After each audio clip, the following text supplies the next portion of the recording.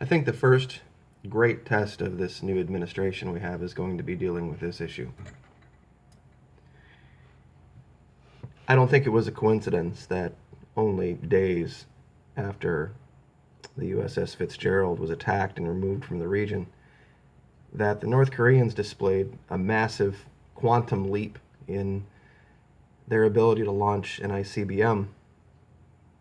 This particular launch went, I think, 1,500 miles up into, which I think would be low Earth orbit almost, and out 400 or 500 miles.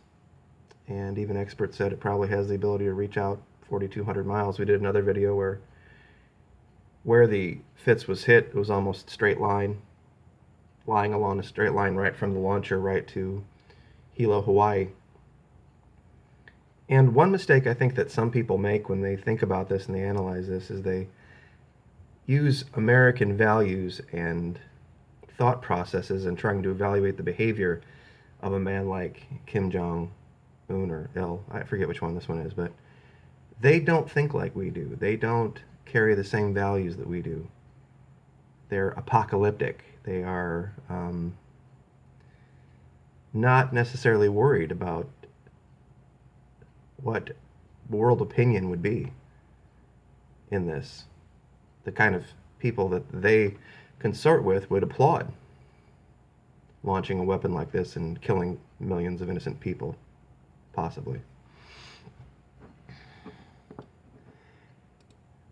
There's also this. The Chinese, honestly, I don't know at this point how we trust them to do anything. I don't think we have much of a choice given the level of debt we have to them, but to think that somehow they would help us out with North Korea if we would just let them militarize the South China Sea, I think they're going to militarize the South China Sea one way or the other. It's their backyard, and we can project as much force down there as we want to, but if this thing is that they've already built the islands and already have the launchers and the runways on them, I think it's just pretty much a done deal. But it's not that we can't do anything. I was flipping through here in USNI, looking at the different deployments of the different strike groups, and this one way over here caught my eye. This is the 15th Marine Expeditionary, the USS America. And it is a nasty, nasty little group of ships.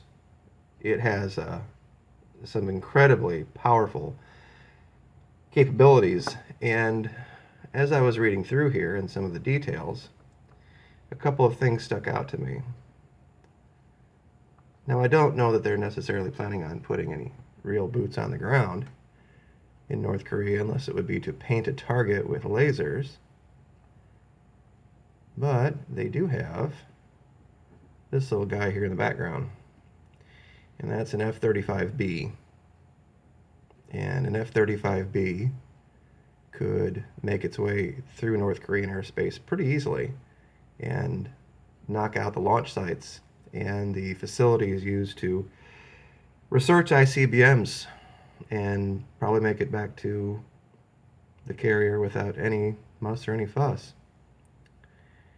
And the fact that they are now underway, having left San Diego, steaming toward the Western Pacific, it just makes me wonder if perhaps there has been a response.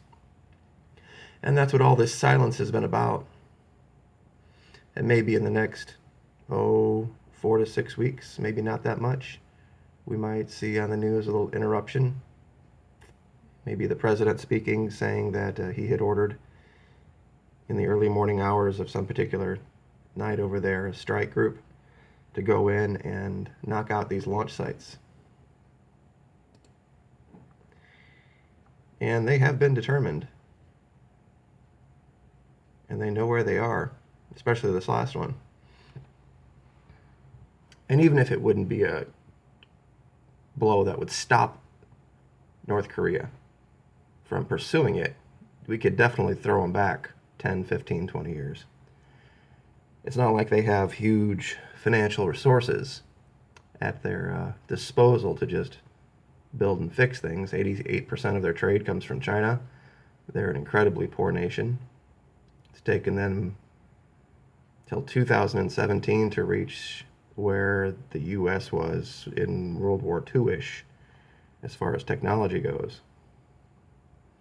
I think it was the 50s, and we had ICBMs that could launch from Utah or Wyoming and reach Moscow.